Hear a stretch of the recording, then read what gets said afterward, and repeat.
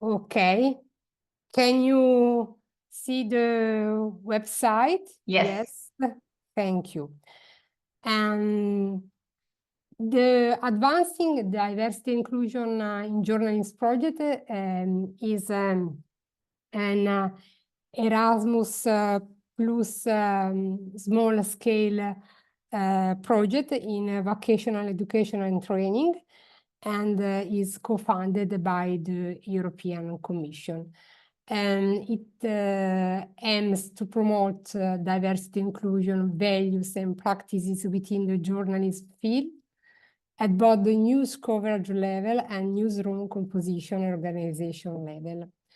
Its objectives are enhance journalists' understanding of D&I values and practices in news coverage, raise awareness among news media organizations of the importance of having diversified newsroom and identify concrete ways to the diversity editorial staff, transfer D&I good practices from other fields to the specific fields of journalism and or from one area of diversity to another, using a participatory approach that involves journalists and news media organizations based in Belgium, Italy, Spain, but also in Europe and Mediterranean region. And develop and disseminate guidelines for D&I sensitive journalism at both the news coverage and news levels, sharing them with all members of AD&IJ Project partnership and all other journalists and news media organizations not represented by the partnership, but that the project can reach. And this is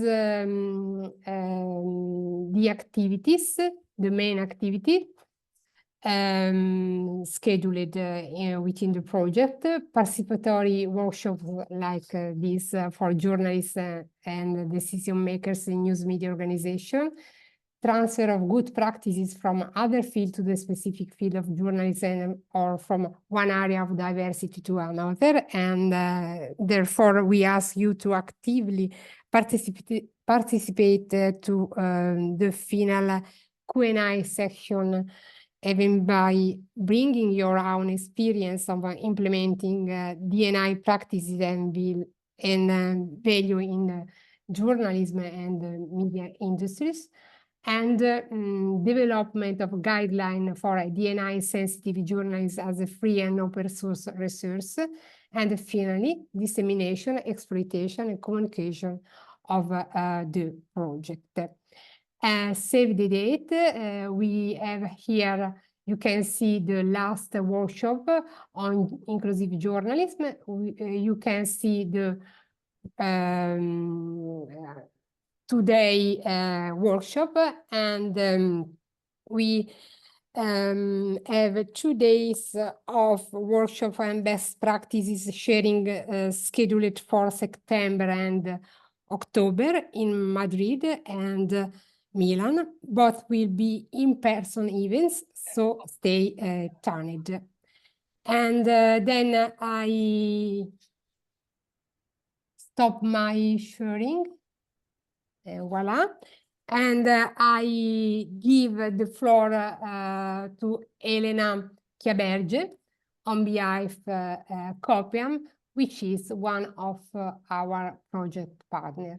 Elena, the floor is yours. Thank you, Monia. Good morning, everybody.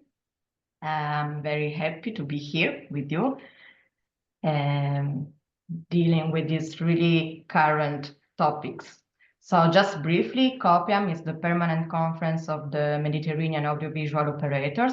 It is a not-for-profit association working in the audiovisual cooperation field.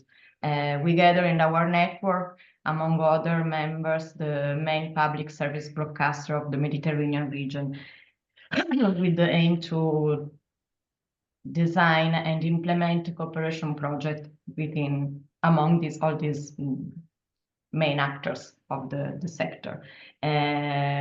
Of course, gender equality and diversity has been one of the top priorities since the foundation of Copiam. So usually we are quite pretty active in promoting these values through trainings, activities, peer-to-peer initiatives, but also awareness raising campaigns.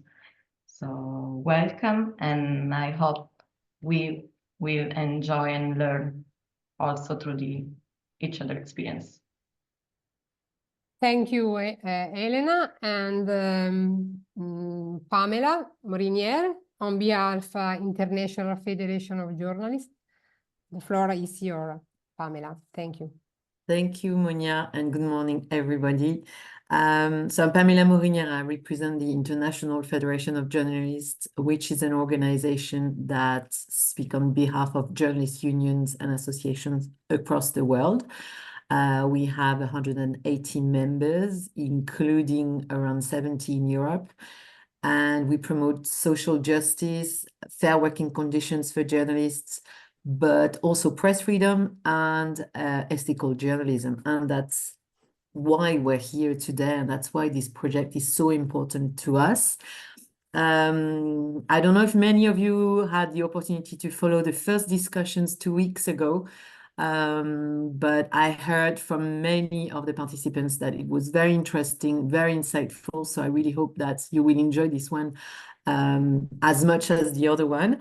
For those who are new to this, just to remind you that the IFJ has adopted a global charter on ethics for journalists, and that one specific aspect of this charter is the need not to discriminate on the basis of gender, on the basis of race, on the basis of religion, etc. So it's a core responsibility for journalists to respect that.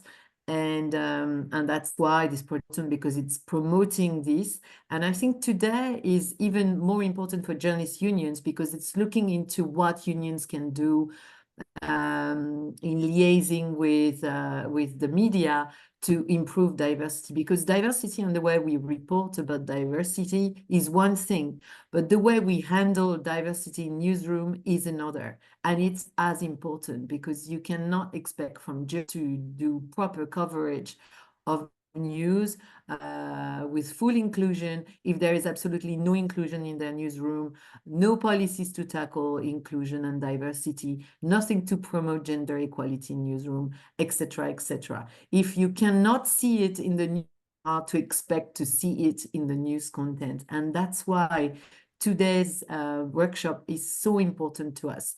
So I hope you will enjoy it. I'm sure I will. And I'm really looking forward to hear what our trainers have to say. Thank you, Pamela, also for your brief speech. Thank you very much. And now I give the floor to Sonia Rio Moreno. Hello. So I think Gabriela will start before yes, me. Yes, if it's before okay you for see. you, Monia. Yeah, see, yeah, yes, it's Pleasure. better. Gabriela Crafa, on behalf of Fondazione Diversity. Thank you, Monia. Thank you, everybody. So glad to be here today. As Pamela was saying, last session was really insightful. Also, we had a lot of positive feedback, so we hope that this will be the same. And I agree totally on the fact that this is a central topic, safety and giving equal opportunities and diversifying the world of media industry, and especially newsrooms grant the opportunity to also treat the topic in a proper way, in a correct way. So that's what we as foundation, as a diversity foundation, we do since a lot of time. We work more than 10 years ago. We were born to spread the value of inclusion in the media industry on representation topic, first of all, on entertainment world, but also on the information world. And we cooperate with Pavia Observatory for this, with a really a huge research work on representation topic in information, prime time information in Italy. We also work, and this is our top priority in this moment, on the pipeline problem and the diversification issue, because we for sure know that our newsrooms and also all the off-screen media industry is a little bit homologated, and we need to embrace diversity as a key value for everything, and we need to open our tables to every single people with all the diversity and all their particular characteristics they have. In this way we can treat the news in a proper way. In this way we can treat representation topic, having the chance to work with reality in our hands. So let's say that we have a lot of things to do, so I will give the floor also again to Sonia. I will jump directly to Sonia if you agree, Monia. And thank you everybody, and have a nice session. Thank you very much, Gabriela, and also Monia. Well, good morning, everyone. Buenos días, buongiorno, bonjour. Well, I'm Sonia Rio, Director of Fundación Diversidad, entity in charge of promoting the Diversity Charter in Spain, an initiative that is carried out in all countries of the European Union, and really to promote a more inclusive work environment. And well, we are very happy to join this project and to work with the media industry. I think it's a great opportunity, and we are looking very much forward to really create these guidelines and to add value to this industry in particular. So I will now introduce you a little bit to the agenda of today. We had this brief introduction, and we will have a first part in English as last time, where we will talk about the general concepts of diversity, equity, inclusion, and belonging in the workplace. This is the perspective of this webinar today. And we have for this first part, Sonsoles Morales with us. She is an international consultant, public speaker, and she has worked with more than 25 countries across Europe and with all kinds of sectors. So thank you very much, Sonsoles, for joining us today and do this first part, this first general part. And then the second part of this session of today, we will have 3 different breakout rooms, one in English, led by Sonsoles, one in Italian with Francesca Vecchioni, and I will do the breakout room in Spanish. We will start with a video you will see, and then we will have like open questions on experiences of inclusion. We will try to do it a little bit more participative, so you can also well comment about your own experiences. And the last part will be with about the best practices of diversity and inclusion in the workplace, specifically in media industry, followed, of course, always by questions and answers. And that's the agenda of today. I hope you will enjoy it.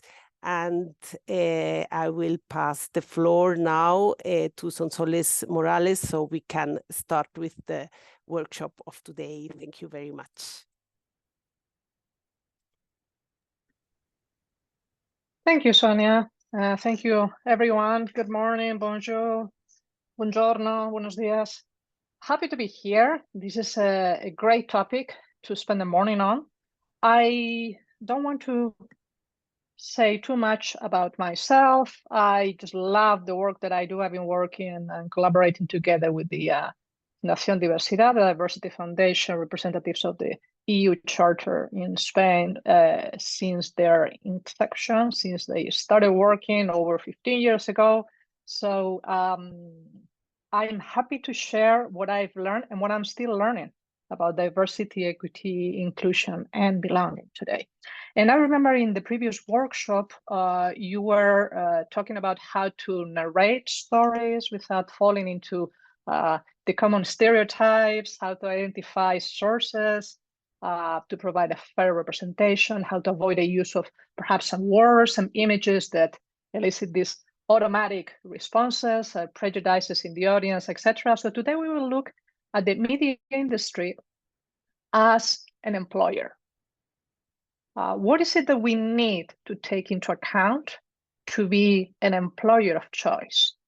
And that's, as you see here, quite a challenge because as of today, there's still a long way to go. I'm not going to focus on any single aspect of diversity, gender, etc. I'll just provide you different examples. Of course, I have to rely on data, on available data. So if you see an overrepresentation of a specific topic, it's because there's more research. There's more research that's been done. So as you see here, I'm not going to read the whole slide. When you receive the presentation, you'll have this, it will be a clickable link so you can read these reports. And to sum it up, we have an issue with both representation, lack of representation, and inclusive workplaces in the media industry nowadays. And let me show you a couple of examples of that. First thing, the culture, the corporate culture that is predominant and in many newsrooms is not as meritocratic as we would like to think it is. There was this research done with new leaders of different media outlets, and as you see, not even half of them, 56% of them thought that it was meritocratic. So about half of them, close to a half, thought that is still, there's still issues there. Because of course, men are more represented in the in top leadership positions, but not only because of that. There's an issue here that I found interesting about the loneliness of the battle of those people in the underrepresented groups, not just women, but also minorities. And the barriers that are mentioned, probably no surprises here or few surprises. You can't be what you can't see. So we need more people up there to show us that we can, and there's a chance for us to get there in the first place. But also there's, besides this lack of representation, there's persistent stereotyping. When we assign desks, for example, we see in the economic desks, in the foreign desks, still women are underrepresented as opposed to desks that deal with social issues, for example, or society, etc., or education. So we see that, we know this happens. I was reading the chat in case there were any messages for me. Not yet. We'll have a Q&A section as the end, as Sonny just mentioned. Okay, so please, I'll be happy to answer all the possible questions you may have. And just to sum it up also quickly, because I know you referred to this already in the previous workshop, the 3 reasons why we deal with these topics is threefold. First of all, because it's the law. This started in the European Union at the turn of the century. Remember those 2 directives, first directives, 2000, the 48 and 73 back into the year 2000. And now we have national legislation on many of these issues.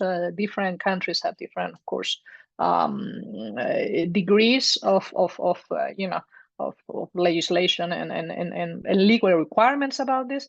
But there's a sensitivity. And because we compare each other, when one country advances, then the other one, thinks that they start a public debate, which is a positive thing, I think. Second reason, because it's the right thing to do. This is what CEOs of major companies say nowadays when they are asked about the topic. We don't do it just because it makes financial sense, which it also does, by the way. We do it because it's the right thing to do.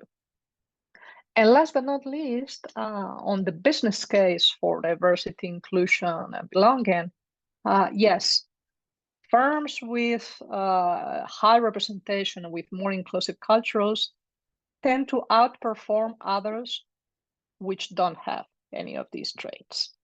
This, if you are interested in reading about it, we have 3 or 4 McKinsey reports in the last decade about this, about diversity wins. We have other consultancies like Catalyst. So there's been a correlation between gender representation, people of color as well. There's been definitely I would say a wave of research that try to put data, numbers, and figures into what seemed to be logical or seemed to make sense 15, 20 years ago when we started this conversation here in Europe. There's only a question here, okay? I'll share that in a second. I prefer to look at what the new generations are demanding from us. Why? The previous is all true. Pick your choice. All those 3 reasons combined, or just one of them is fine. But there is a reality. The new generations, they demand to be treated differently.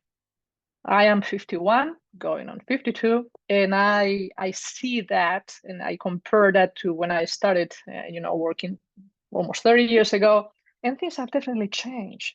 Not only in the younger journalists, but also in the people who've been in the workplace for that long.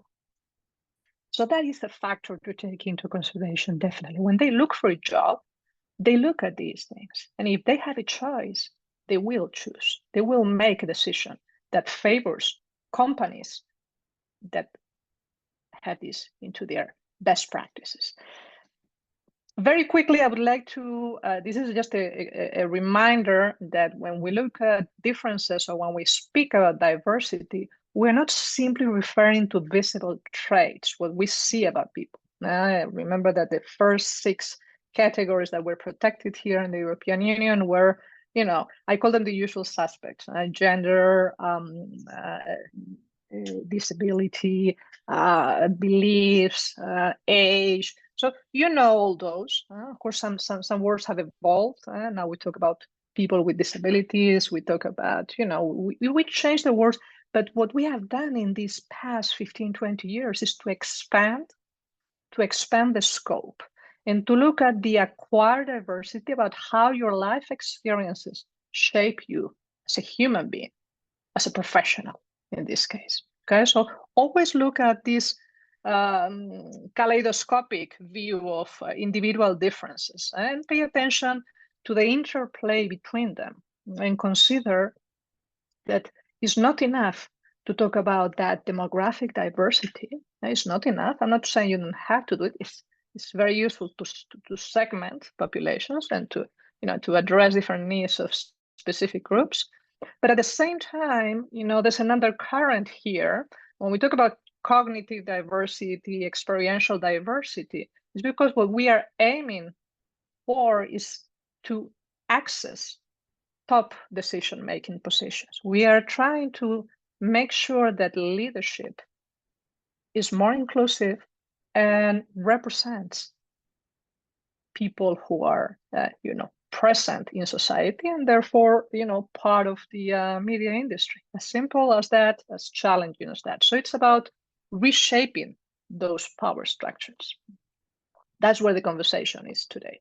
And clearly, if we are not invited to the, to dance at the party or to play out in the field, there's, few chances that our voice will be heard. Remember in the last workshop when you said nothing about us without us.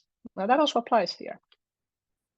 And just to clarify, I know when we talk about acronyms, I was asked to clarify some of the concepts. So diversity, we may be familiar with it. Equal opportunity or equity, yes. Inclusion, but What about the latest addition? What about the be and the belonging? So I hope this doesn't confuse you. I'll just try to make it as easy as possible. But think of the consequences of having only equity, equal opportunities, and inclusion. You will have people who are given a fair chance, but if there's no diversity, if we leave the representation out, it will still be a homogeneous group. Okay. So that's why we need to consider also other aspects. What about second possibility? If we are a very inclusive company, we have a fair representation, we clearly reflect the diversity in the population and in university, when people graduate from journalistic studies, and yeah, we do that very well, but we leave out the equal opportunities, the equity. That would mean that there will still be a group that dominates over others because we are not given a fair chance. I'm going to show you another image of this, of the consequences of this in a moment. And last but certainly not least, what if we had the equity and the diversity, but we forgot about the inclusion? In that case, we would have an assimilation. We would have, we would be telling people, in order to be one of us, you have to be like us. We are not paying attention. We are not interested in what differences you bring to the table and how we can benefit from them. Okay, let's continue talking about this with different, add to it with different images and views, and we can discuss this later in the breakout room, if you will. So it makes sense, like we just said, that unless the different perspectives are actively encouraged and shared, diverse teams don't have to be any better than homogeneous or non-diverse ones. And in fact, they could be much worse because there's more conflict typically. So in order to become a high-performing workplace, a high-performing team or newsroom, you need to share this diverse store of knowledge. You also need to actively promote it as a manager, as an editor, as anyone with responsibilities over a group of people.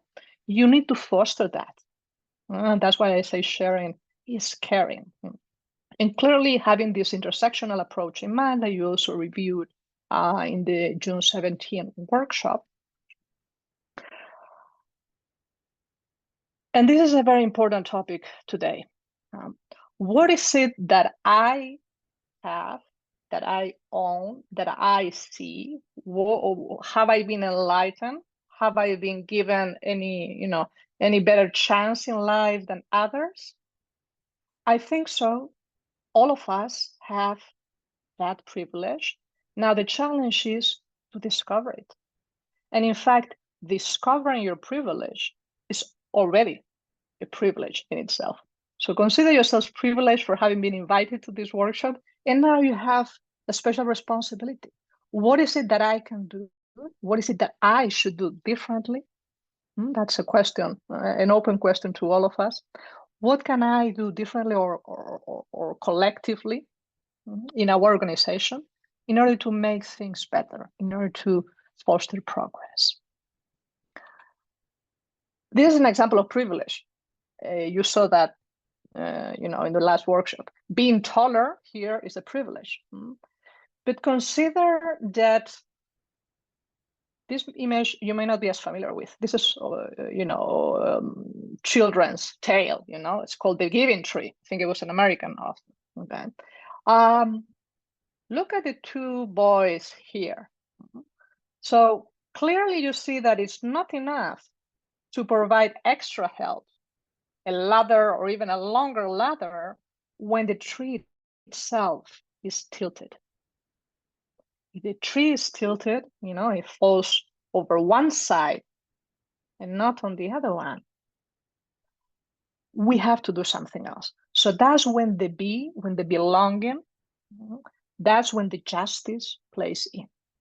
That is the final aim of any inclusion work, to make sure that organizations become or implement corrective measures to try to aspire to this meritocracy as more as possible. Probably will never be a reality in full 100%, but at least we are all aware of it, and we recognize that this is how we will know that our work is done.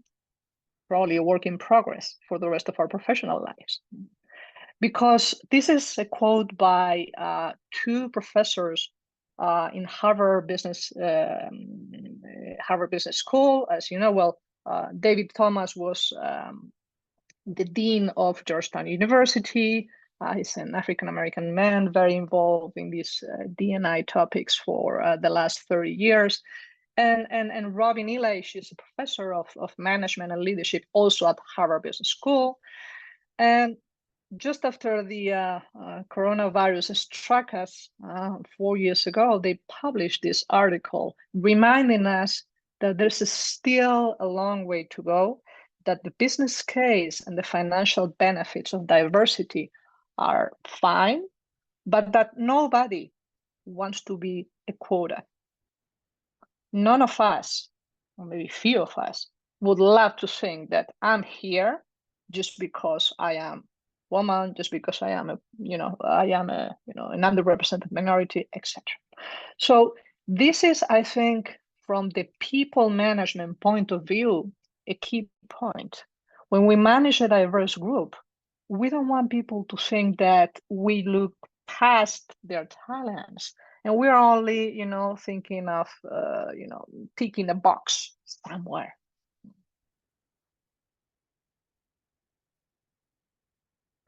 So speaking of inclusive leadership, I'll just refer to it, quickly, but I can answer your questions. I'll be happy to, of course. Just to give you a few traits, how can you tell? Maybe if you're thinking, of your own manager, is he or she a truly inclusive person? You probably have an intuitive opinion about it. But as you see, being aware of your bias, being aware of your privilege, considering yourself as a work in progress, that's definitely a trait of any inclusive leader. But not only that, actively seeking out different perspectives, different opinions that disagree with yours, of course. Collaborating with other departments, going beyond the silo thinking that's so common in many organizations, also in the media industry, and committing to treat people in an equitable way, as we saw. And there's financial gains also. You see that teams with those inclusive leadership, they outperform others, which makes perfect sense. But there's a paradox. There is a paradox, and I would like to stop here for a moment. Studies have shown that being an inclusive manager, having strong skills when it comes to treating people in providing equal opportunities, being fair, that correlates clearly with the quality of your leadership, with leadership effectiveness. So see, there's a positive correlation here. And where's the paradox? You may ask. The paradox is that those leaders who are best at D&I tend to underrate themselves, while others, and that's why the two lines here intersect. Those who think they are great at, and their leadership is also inclusive, surprise, surprise, are poorly rated by their teams, the peers, etc. Okay, so this is the challenge. When we think that we are already there, that we have arrived, we may have an issue. And the other way around. those of us who believe there's still work ahead of us, we may not be perfect.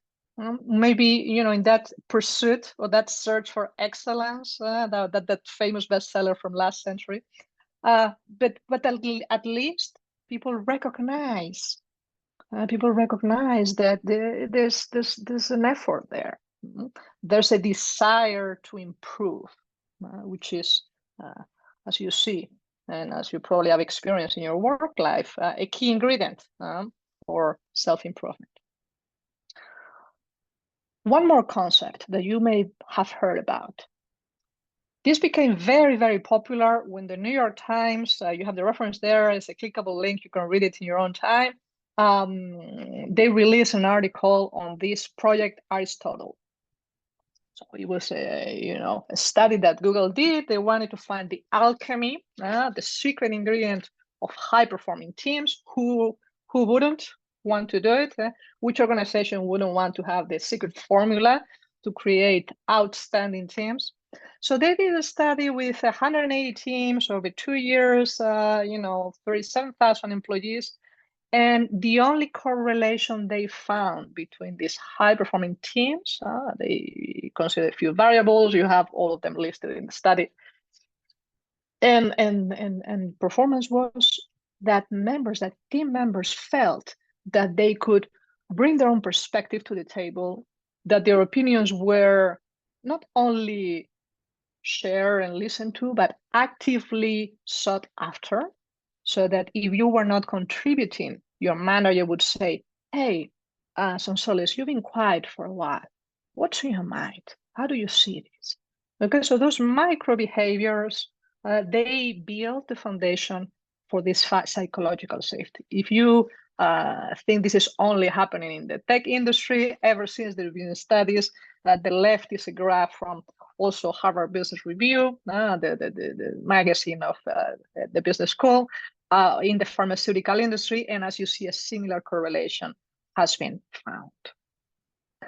I could not find any data from the media industry. I don't know the state of psychological safety in the teams that you belong to, but I'll be very, very curious to find out in the breakout room, because this is definitely one of the key elements if we want to advance. Now, you may be asking yourself, okay, but how can I assess myself? How can I rate myself? Are there any tools? Who can tell? So the answer is yes, there are tools for this. This is an old one based on Daniel Kahneman's work. Daniel Kahneman, as you know, was the second psychologist in history to win the Nobel Prize for Economics, together with a colleague of his. They both have passed away, sadly now. But their groundbreaking work proved that when we work on ourselves, we can become more inclusive. It's not something that you are born with. Leaders, as you know, best leaders are made, not born. So this is an example of how we make how we step forward when it comes to those micro behaviors. So, for example, instead of thinking, oh, well, I know Sonsoles is reliable for this new project, I'll assign her to it, or she's great when it comes to whatever, interviewing people. I need to consider as well, who else could benefit from developing their interviewing skills? So and so, okay. Let's put them together. And many of us, many leaders, many managers in the industry do this intuitively, which is fine, which is fantastic. But when we make also a structure, conscious effort, and when it spreads across the organization, changes happen faster. And then when it's just a lonely, an isolated attempt or approach towards inclusion. By the way, the European Commission also has a tool to assess your inclusion. It's a free tool. You can ask your partners about it. It's online, so that will give you also a first impression, and I'll share some links also of other sources at the end. Now, having said this, let me look at the chat if there are any questions or messages so far. Okay, yes. I'm going to offer you, I think this is a great moment to share some images with you. So I'm going to share a short video. This was published a few years ago, and it depicts how we represent. I remember in the last workshop you have this very interesting image about the bridge, and the bridge in different languages. In German, being feminine, in Spanish and other languages being masculine, and what images that elicits in our brains. So we're going to do that in a moment. And this is just food for thought. I'm going to talk about bias and how bias is something, is also a permanent work for all of us, as an organization, but also as individuals. There's no way to prevent bias fully. It's always a constant line of work, but at least there are a few things that we can do better and that can make a significant contribution towards that more inclusive workplace, more respectful of personal differences, etc. Okay, so let me just show you the video, and then we can discuss it during the breakout room.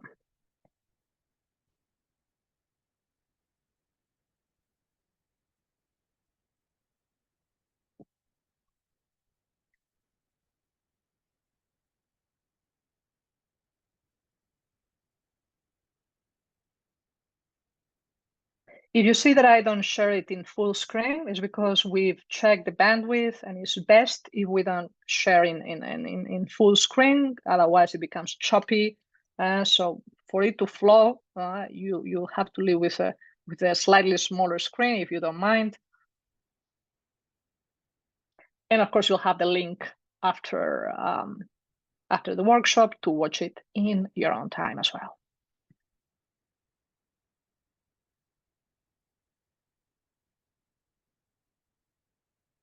We have news tonight about women in the work. After the first woman became CEO of a big auto. We have news tonight about women in the workplace, the day after the first woman became CEO of a big auto company. The hard fact is that women run only 4% of companies in the Fortune 500, and a new study shows almost twice as many women as men say they've been turned down for a job because of their sex. So is there a way to capture what's happening on tape? Looking at two people in a job interview, the only difference, their gender? Well, here's ABC's Cecilia Vega. He's the boss, she's bossy. The negative way women are perceived at the office in a new ad for Pantene that's gone viral. It's hit a nerve, so we set out to find the truth. Are women who act exactly the same as men seen differently? Listen to this woman. How do you feel about her as a job candidate? I know the Windows operating systems like the back of my hand, no problem. Now, listen to him. I know the Windows operating systems like the back of my hand, no problem. The candidates in these videos are actors in a Yale University hiring experiment.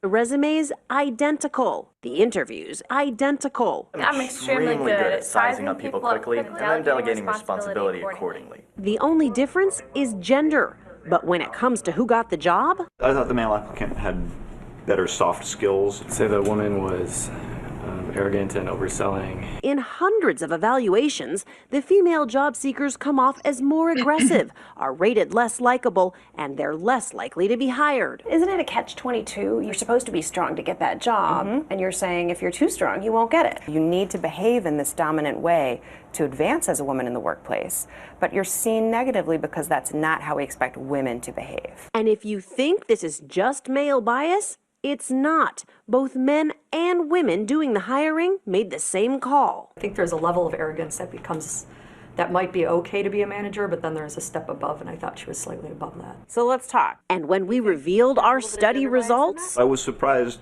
by my reaction. What does that say about us? We have a long way to go. A science experiment with real-life lessons about who gets the job, who gets passed over, and why.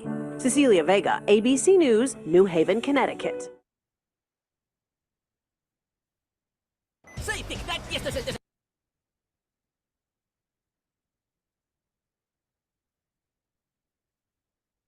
Okay.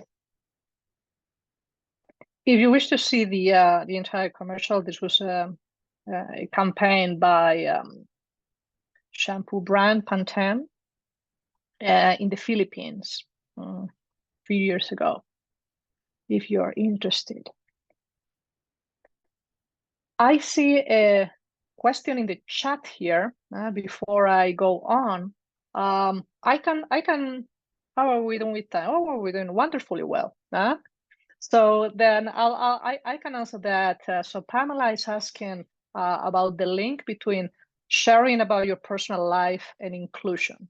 Okay, the reason some people would say, how about countries or cultures where the personal side and the professional side don't overlap? You know, they are like two circles that may be touching but not overlapping. Yeah, that's typical in Central, Northern Europe, also in America, in North America, but not so much, for example, in the south of Europe, in the Mediterranean, where we expect those two circles to intersect and to even overlap. So cultural aspects aside, but that's a major factor to consider. We need to share, because as a manager, I am also a role model. And in fact, what I say, what I do, speaks loudly. This old saying, you know, what you do yells, speaks so loudly that it doesn't allow me to hear what you're actually saying, what your words are.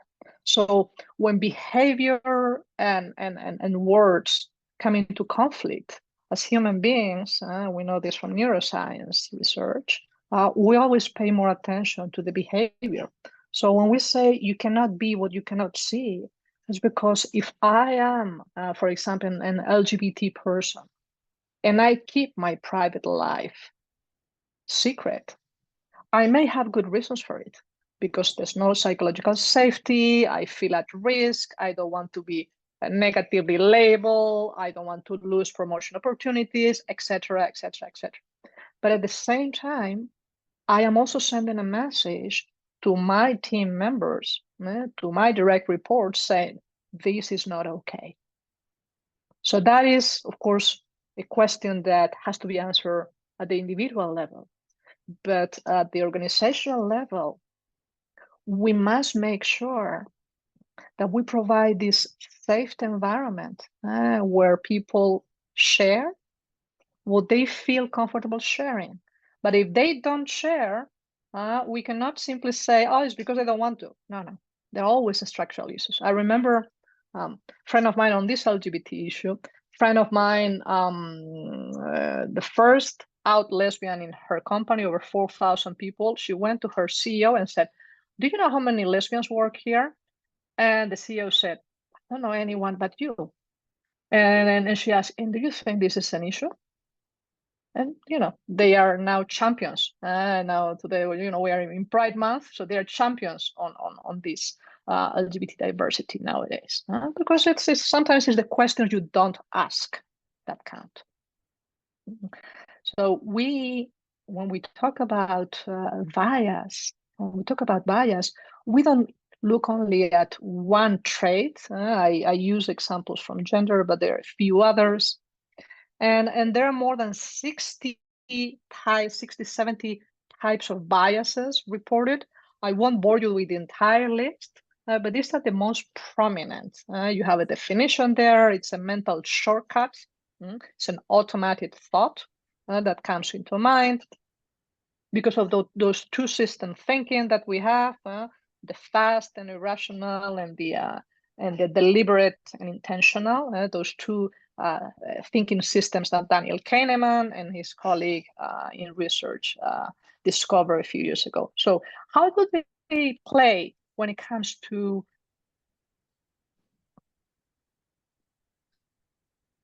selecting new people, for example? This also applies to promotion. So as you see the halo effect, if they work at, what did it say here, at Google, then they must be good. And if they work at, I don't know, CNN, if they work at, at El País, if they work at any media, they must be good. The confirmation bias means that, yes, I think I make a conscious decision, but in fact, my brain has already made a decision, and I'm just confirming it, selecting data from the environment, and only looking at we saw this clearly with this, remember the scandal with Cambridge Analytica a few years ago. So if we are only seeing, a specific thing, we tend to, have this tunnel vision. The groupthink, the affinity bias, stereotype bias. We can talk about this in more detail during the breakout room, but I just wanted to provide you some examples there. So this is how our brains operate. There's nothing we can do about it, but to take a step back and look at the, and we'll do that during the breakout. We need to look at the different steps in the what we call the employee life cycle. So from the moment we are hiring somebody, that's the selection process, towards the moment they leave.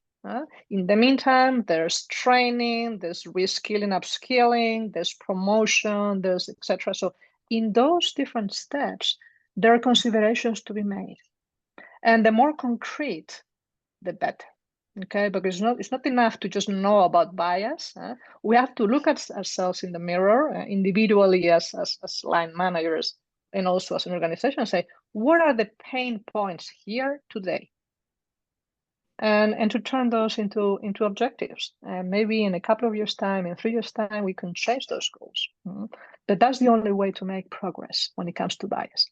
Of course, if anyone thought that biases are just restricted to a region or a country or a specific diversity trait, that's not true. The left is a study that was done in Germany with CVs, and as you see, those with a Turkish sounding name. Of course, these were not real people. This was generated by artificial intelligence. They got only a 4% callback rate as opposed to a 19% for a typically or stereotypically sounding German name. Similar study also in the UK with similar responses. I know France was also a pioneer here, and there were some studies there done 20 years ago. So why are biases so dangerous? Why do we insist on talking about them?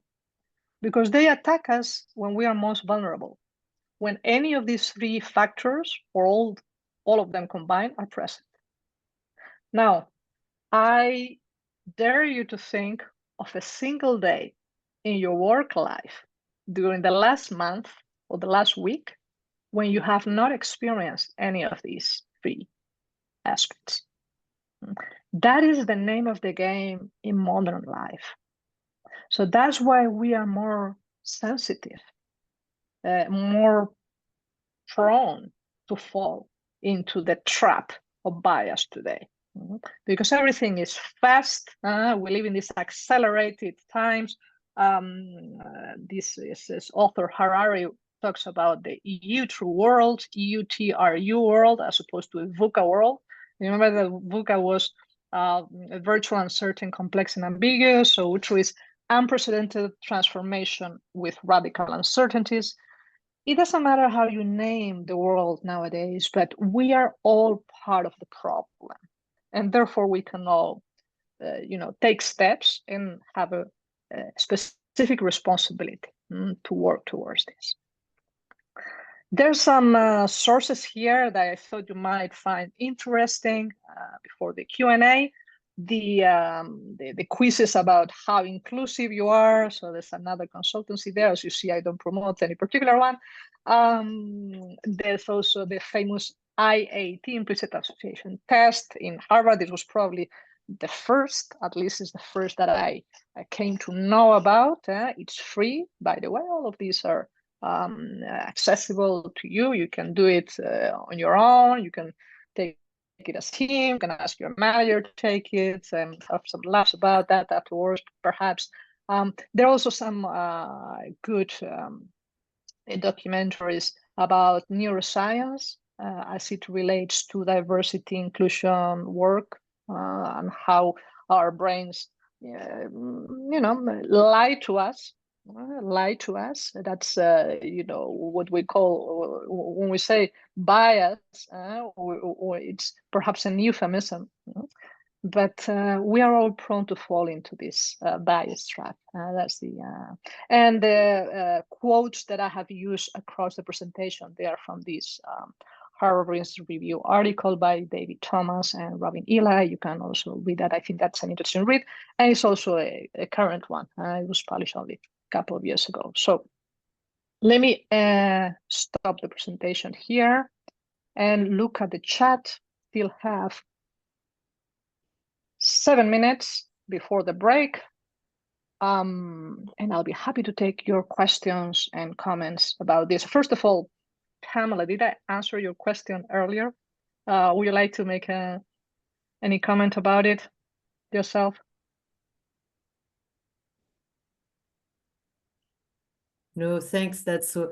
It was actually interesting because I was thinking more of a sort of personal issues, like inviting your colleagues to your place, this kind of thing. So I was wondering how this could be, this should be encouraged or not, but I didn't think enough about other aspects of it, and I'm glad you specify this, the fact of sharing your religious beliefs, for example, or your sexuality preferences or things like that. I didn't think about this from that angle, so thanks. My pleasure, yes. There's also a cultural aspect there. 75% of the cultures, national, I'm talking about national, not corporate cultures now. 75% of cultures in the world are relationship cultures.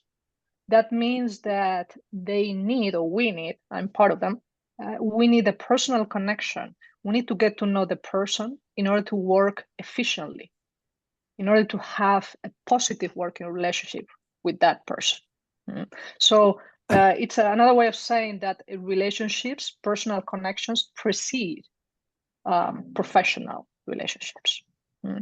Where is the 25% remaining? That's typically Northern Europe and the US and Canada. So that means that we share according to what we believe we need to share in order to develop this efficient working relationship. In a relationship-based culture, if there's no personal life share, that is really, a very early and easy telltale sign of minority stress. Minority stress is what minorities suffer because they have to conceal, as you said, your religious beliefs or your orientation, etc. You name it. So that's also a consideration. We have another question here from Christina. Can you explain how we can deal with unconscious bias in our working environment? Yes.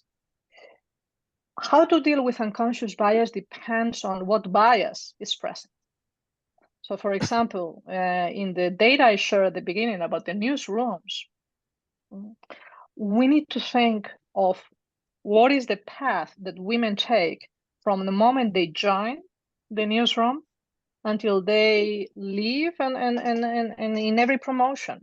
So if we see that at the entry level, I'm going to make up the numbers. I have 60% of women, and maybe also, there's a number there of women of color. So there's an intersection there. And then as we go towards, up in the ladder, we only have 10% representation, maybe in top leadership positions. That is when we have to intervene. So in order to develop a more inclusive leadership, we need to specifically identify those women who are labeled as high potential and accompany them in the image about the boys and the ladder. We need a specific ladder for them, because unless they see themselves reflected at the top, it will be very different. Also because the top is changing. And for example, the work-life balance nowadays in top management is slightly different than what it used to be 20, 30, 50 years ago. And to be part of that conversation, I mean, maybe change, that's what many, in the case of women, is being, overly reported, that not only in the media industry, but also, for example, in the legal industry, they don't want to become partners. They don't want to reach top leadership positions because of the life changes that involves. Because the rules were made mostly by men that predominantly did not have or did not wish to have responsibilities at home.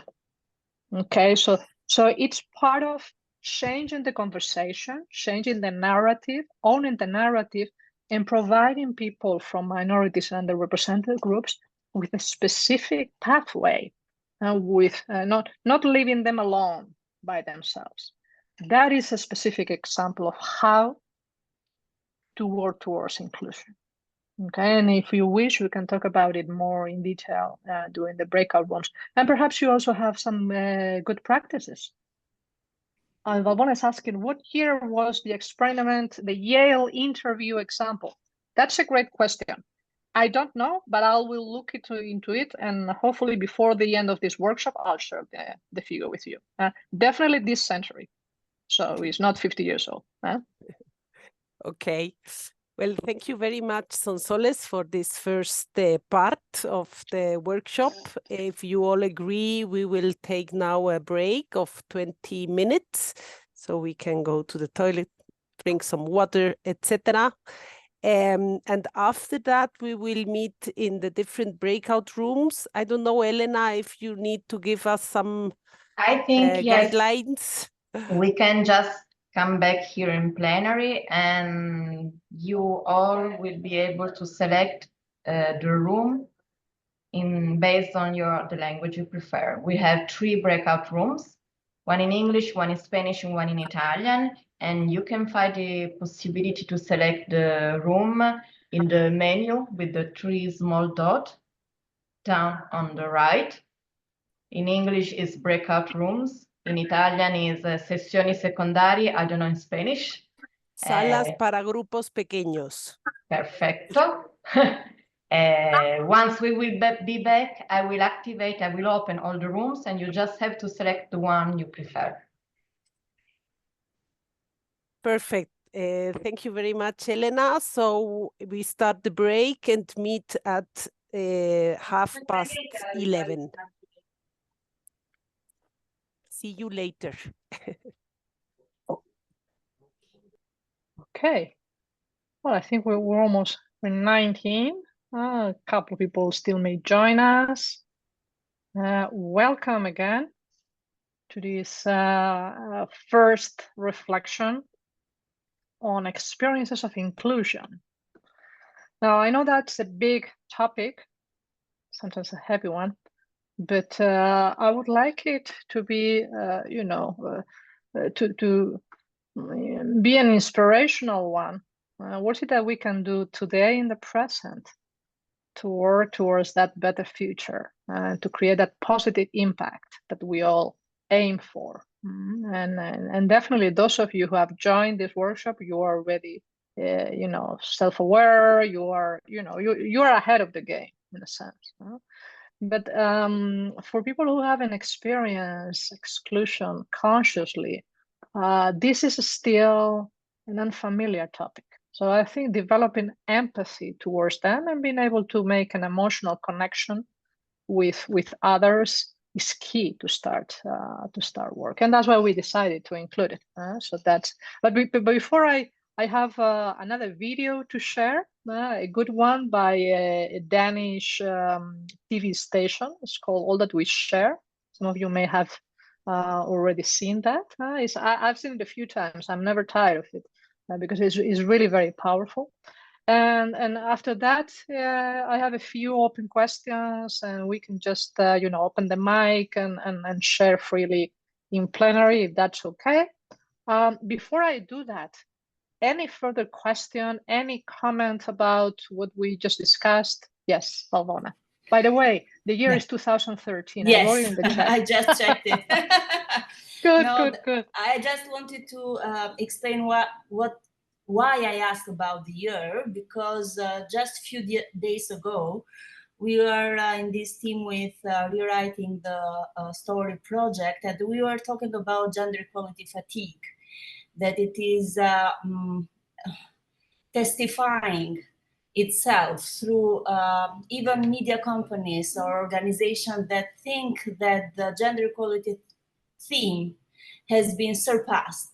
And this is why I asked, because if this video was made, let's say 2023, 2024, it will be a testimonial how we have not overcome the barriers on diversity and inclusion, because what I observe worldwide, it's a kind of denying the problem, that we are diverse enough, so why are you insisting on this diversity and inclusion thing? And it would be interesting to know about the evolving concept of diversity and inclusion over the years and how it is perceived in society at large and in companies at particular. This is what I wanted to clarify before we moved on. Thank you, Valvona. I think you raise a very important point. And if you want a recent study, the report about missing perspectives, this was sponsored by I think the Gates, Bill and Melinda Gates Foundation. It's from 2022. Okay, so that's a very recent, and it's specific to the media industry. I would say that's a good source. If you need any specific, anything more specific, more recent, just send me an email afterwards and I'll look up something for you, because I agree, there's a backlash. There's a backlash, There's a backlash from the dominant group saying enough about this diversity, and we will always have that. But let me just give you a general, I don't know if this is, if this will increase your peace of mind or your worriness. But any transformational, I speak now as an organizational consultant, okay? Any transformational work inside an organization always meets with these kind of challenges. And the work on inclusion it's a cultural transformation for many corporate cultures. So we have to keep this in mind. But yes, I agree. It's about protecting the ground that we have won in terms of rights, etc. But at the same time, shifting the narrative towards individual experiences. And that's why I think these exclusion experiences are still relevant, because this is still happening today. So if that's okay with you, let me share the video and we can have a bit of a debate or discussion afterwards.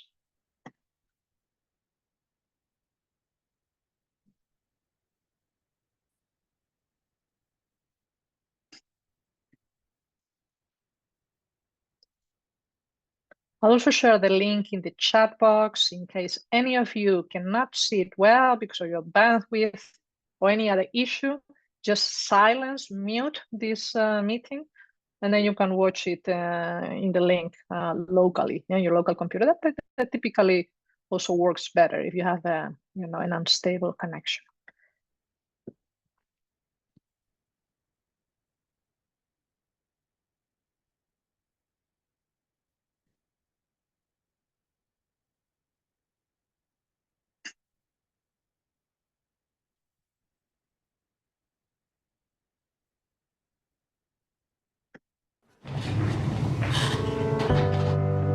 It's easy to put people in boxes. There's us, and there's them. The high earners, and those just getting by. Those we trust, and those we try to avoid. There's the new Danes, and those who've always been here. The people from the countryside, and those who've never seen a cow.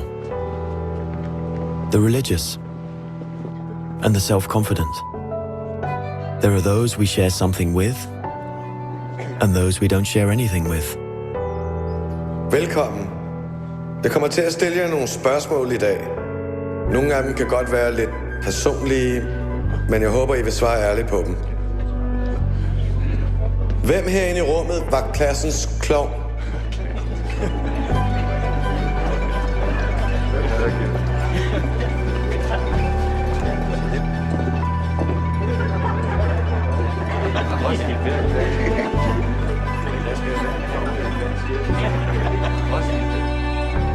Hvem er bonusforældre?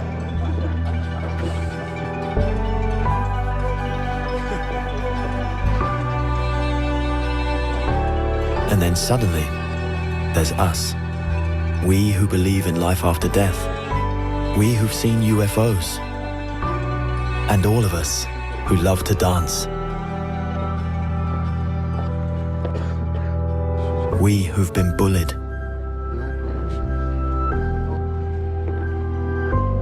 And we who've bullied others.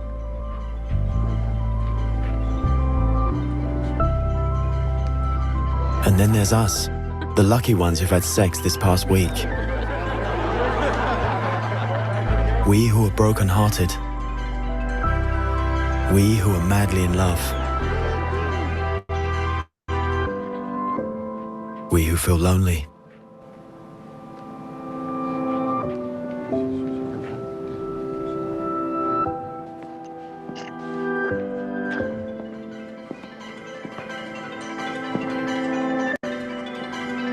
We who are bisexual.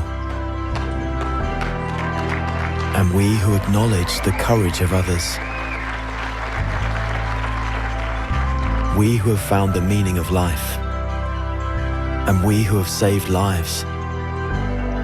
And then there's all of us who just love Denmark. So maybe there's more that brings us together than we think. TV2 Denmark. All that we share.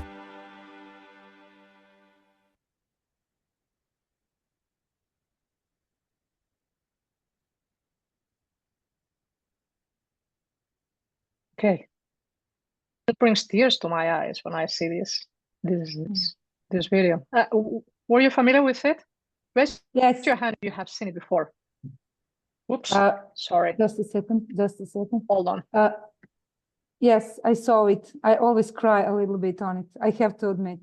I work on public media service, and we used to it to try to explain, because this video is also prepared for like defending idea of public media service. And I'm a truly believer in public media service, and I used to use it, and have to admit, even today, okay, I'm old and it's heavy weather here, but I always cry a little bit on this video. I have to admit it. It's for me, it's very nice. Ideally, we should have one of these in every organization. We should have a local reference, because again, you know, as you see, the highlight here, the main focus is universal experiences. Whenever we represent a population, we use the bell curve. That's, you know, my knowledge of mathematics is limited, but that's the extent of it. And those bell curves, you know, they intersect. There's not always, you know, we can choose to think of, you know, the similarities, or we can look at the extremes. And that's the kind of work we have to do. Yes, Valdona. Yes, I used to work with the public service broadcaster in Albania as member of the executive board. And maybe it is a coincidence, but in all public broadcaster, the #2 channel is dedicated to minorities. Even in Albania, we have Radio 2 and Radio Show 2, that it is dedicated to minority groups. But when I see this ad, it reminds me of another project I tried to do with UNICEF in order to bring more Roma children into public broadcasting programs. in order to claim their own cultural belonging, because I have noticed that during the contests that we did, or talent shows, for example, for children in public broadcaster, Roma and Egyptian minorities were not represented at all. And that brought me to the procedures the authors of these programs are having on selecting representation of population in their programs. And I did discover that they do not have any, how to say it, any measure to include everybody in those programs that represent the whole population of Albania.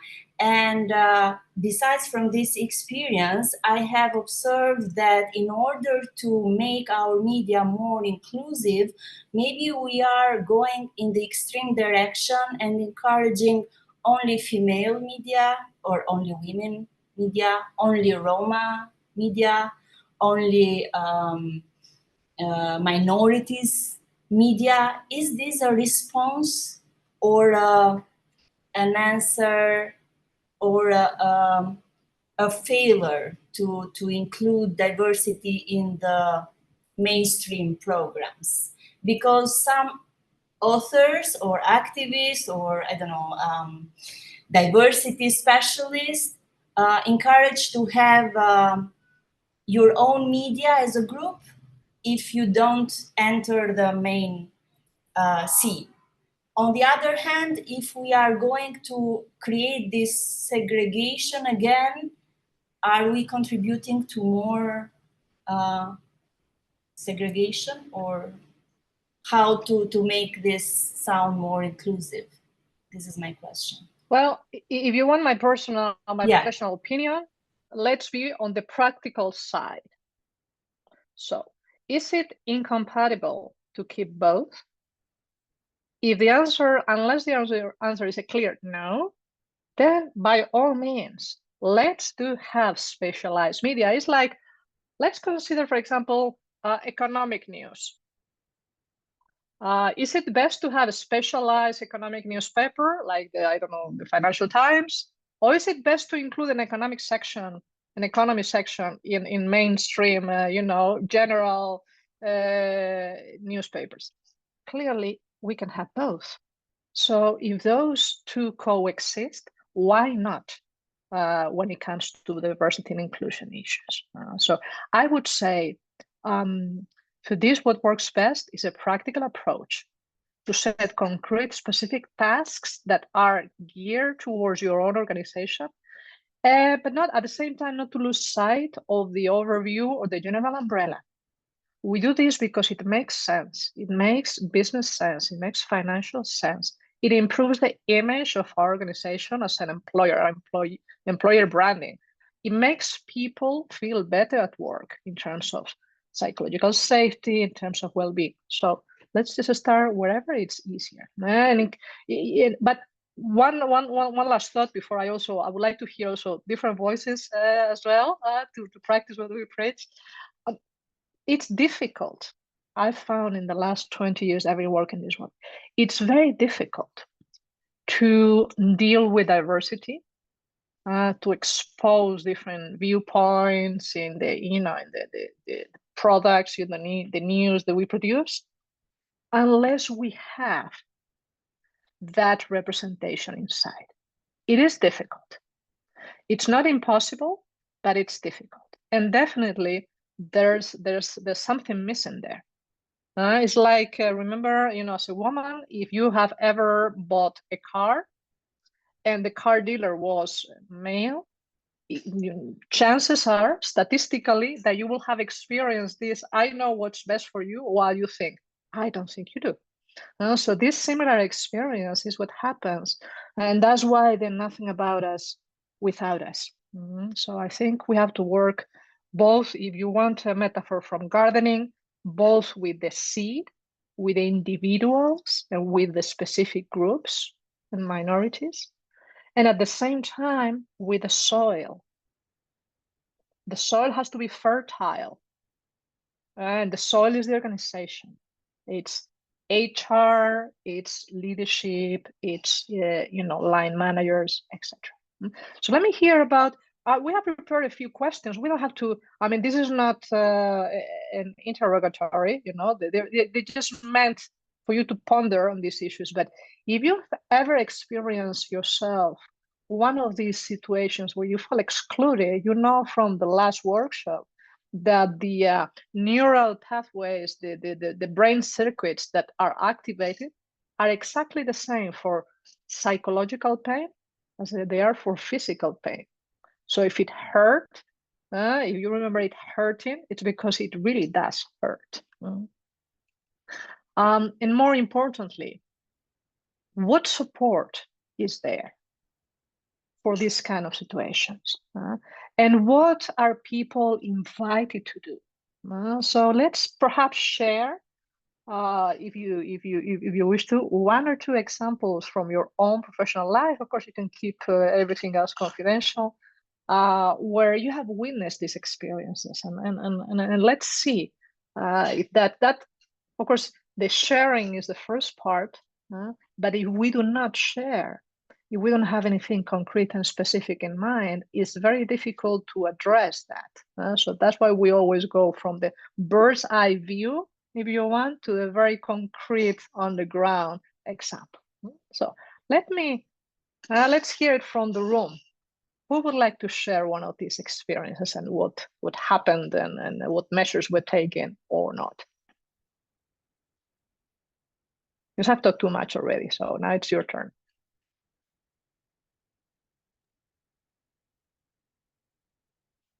Oh, well, if you want, I can, but I don't have, like, from my career, as I said, I work as a journalist in a public media service. I didn't have an experience of exclusion because of some kind of, like, I don't know how to explain differences, but I had few times in my career problems and even exclusions of a part of my colleague in a working environment because I was in some kind of a trouble with my editor-chief because I was too loud. They tried to, I don't know, fire me because it wasn't like from whole working environment. It was always, some people tried to skip me in the corridor to not say hello. But always I had support of so many other colleagues in a working environment, but also outside of, and that encouraged me.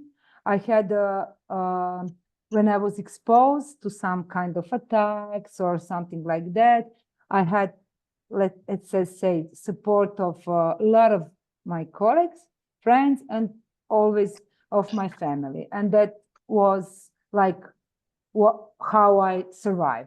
It's not, for example, I lost my TV program because of censorship. Few times they tried to fire me. It's not nice. I felt like I don't know the word, but I didn't feel good. But somehow I find strength with support of colleagues, sometimes some colleague from outside of my Croatian radio television, even published some comments about me or articles, and that helped me. Just once I was asked for psychological help, but it even wasn't because I felt so bad, but because they start the process to fire me. I had to open this health 3 days because of health and because of stress in a newsroom. And in this process, it's obligation also to consult psychologists, but it was very valuable for me to tell you. But yes, I think that at one side you have attacks and exclusion situation, but I always witnessed the support of colleagues and friends, and that's the main reason I really survive. And I never do anything differently next time. As I told you, I was like few times on the edge for firing me, and I always stayed on my path, confront to the authorities, and be loud and open, because I think that's the way as journalists should behave. So it's not maybe what you expect, but that's only what I can share. Thank you very much.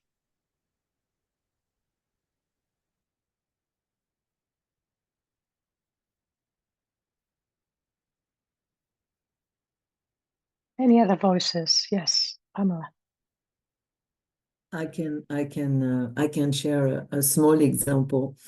Not as bad probably as the one Maya just shared, but I still remember it. It was a very long time ago. I was in charge of a group that was specialized in intellectual property, and I have a legal background as well. I'm specialized in that area. And I remember one day there was a passionate discussion about a very technical issue, and I wanted to give my point of view, but I was also the organizer of the group. So I was the one also organizing lunches and things like that. And I asked to speak. I wanted to take part in the discussion, and the chair said to me, okay, so I guess, Pamela, you want to tell us more about the lunch and when we're going to break for lunch? And I felt really offended. I felt really like, okay, these people think I'm just around to organize lunch while I have a double diploma in law, and I'm pretty competent, I think, to deal with this issue. And to come to your second slide, actually there was no response to this. And I thought, so I made my point. I explained, no, actually, I'm not going to talk about lunch. I'm going to talk about this issue. But there was no follow-up to that, or no apologies or whatsoever. And maybe people didn't understand that it was a big issue for me. Maybe I can probably imagine myself being in the same situation and me making this kind of comment, not thinking at all that it could offend the other person. But there was no follow-up. But I still remember it, and it was about 15 years ago. So imagine the damage. What would you have wished for? Have you had responsibilities, leadership, HR, etc.? Oh, just an apology. Just doesn't need to be big, but just oh, sorry, actually, yes, okay, of course, yeah, go ahead. Apologies like this was a silly comment or whatever. Just an apology was enough.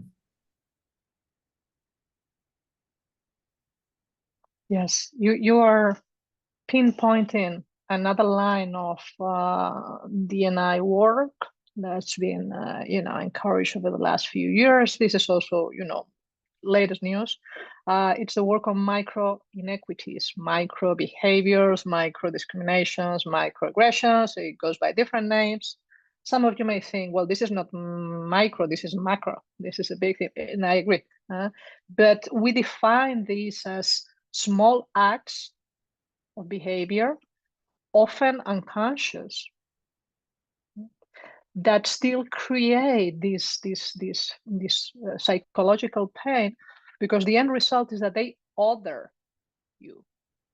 They make you think that you are not part of the us. You are part of the other. Fatima.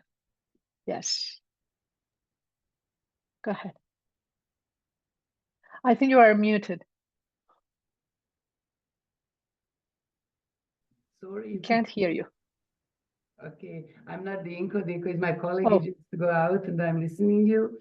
I just want to tell you my experience. I'm actually project manager here, and but in my former employers, that was in the journalism way, that was my other job, I have some kind of experience. I have a very psychopathic director, and I will just tell you one situation when I was when I was pregnant with my third child, and when I don't know, go to the meeting and tell him, okay, I'm pregnant now, right now. His reaction was, sorry, do you have, did you heard about contraception? You can have a 3 kids in this moment, and things like that.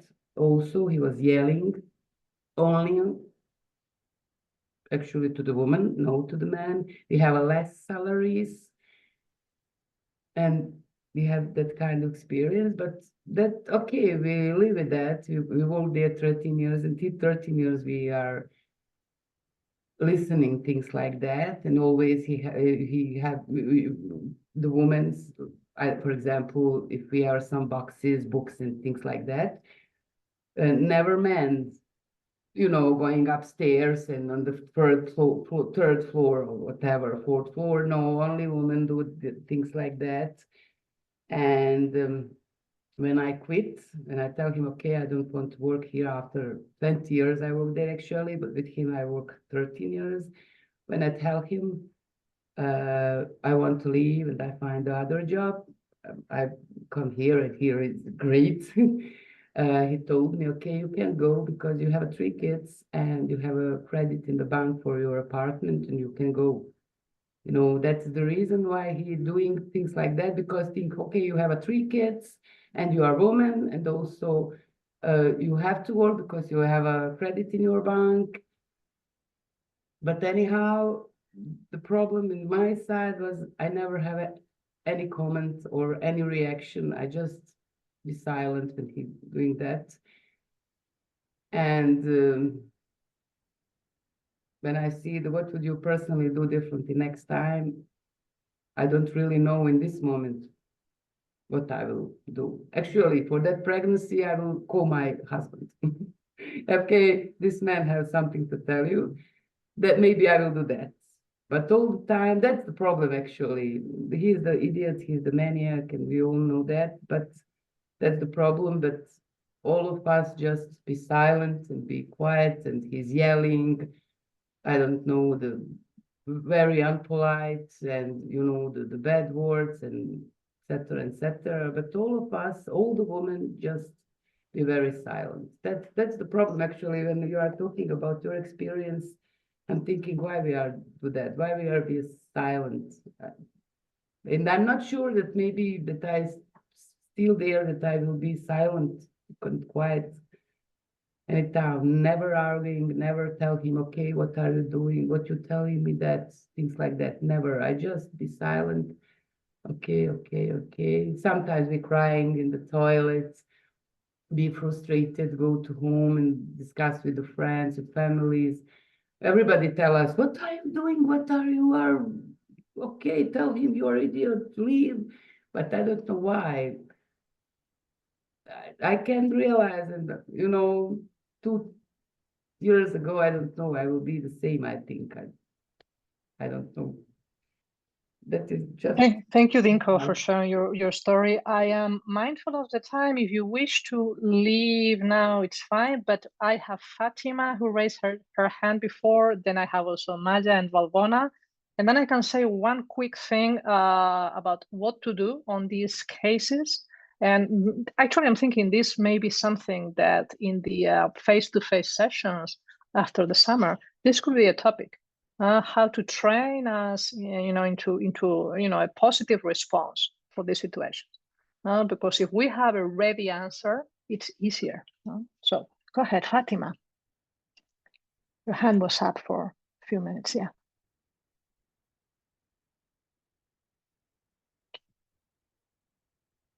Can you unmute yourself? Let me see if I can do it from here. Her mic apparently is on.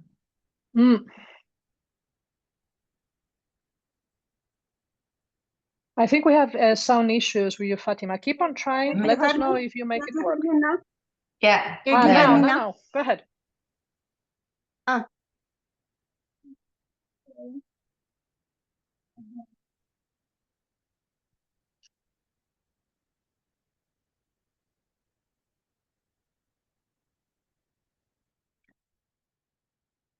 Okay, I think we lost her. So, Maya, Valvona, I don't know who was first, so please go ahead. You know, I know exactly situation. Colleague spoke before.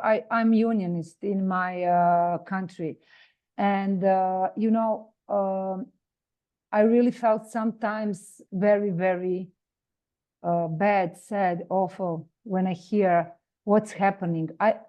You know, when I was really, really young, because I'm like raised here in this, in Yugoslavia, and with the, you know, I was always very loud. I don't want to say that I'm strong, but I always said to idiot that it's an idiot, sorry. I hope it's between us here, but as a unionist, I also gone through so many such a situation. And I have to say now, and I hope that Pamela will support me, that's importance of organized journalists, female journalists, connections like this one. It's so important to, you know, stick together, work together, defend those who don't have not courage, but they are not in the position to oppose to the such people. We have to be here for them. And that's why I'm glad that I'm unionist, because as union commissioner, by labor law, all those women has to right to invite me to be with them on the meeting, to be witness, to cover and follow their problem and story. And that's, I think it's very, very important to, you know, to work together and to share experience and be here for help each other. Now I'm a little bit like propaganda for the union, but yes, it's the aim, it's the reason of such a kind of organized people and the journalists. And we in our small union try to be, you know, available for colleagues to be with them and help them. Thank you, Maja. Well, I'm mindful of the time. We are meant to have a break now and be back at 12:30. Just not 12:20 actually. But let me tell you quickly, when we work on this kind of micro discriminations, our main goal is to turn the bystanders, the silent majority, who witnesses these and doesn't do anything or say anything, to turn them from bystanders into upstanders. So it's about empowering those who witness these situations to support the target or the victim of these behaviors and say, wait a minute, I don't think that's what she meant, or I think she has something to say, or I don't find this funny.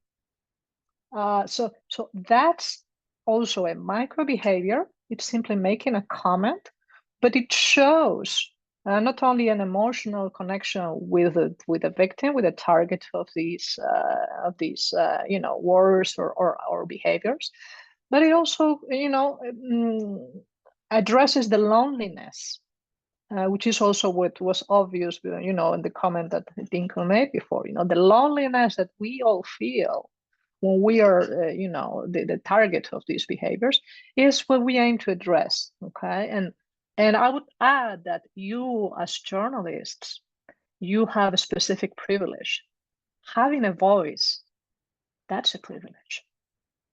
You make a choice. You decide which words do I use, what information do I share. Do I talk about, for example, we are in Pride Month, do I talk about LGBT issues only in the month of June? Or can I have an interesting article in November about this? The same for any other minority.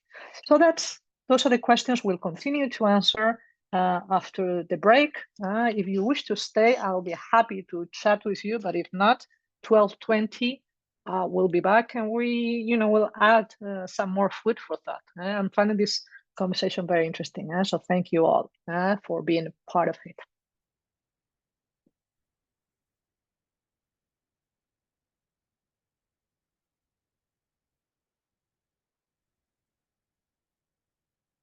Okay, we are back live and happy to hear any other comments or questions.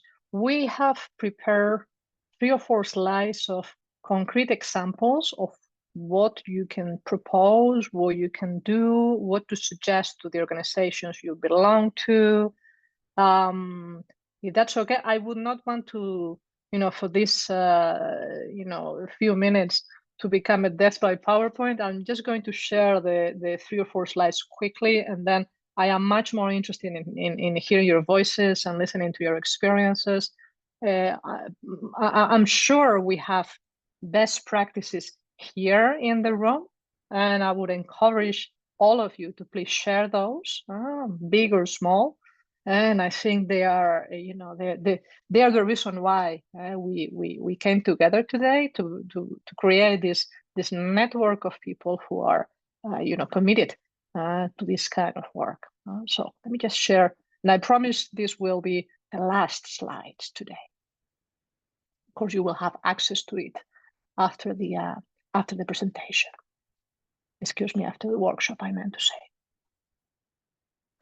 So, impossible to summarize best practices in a few slides.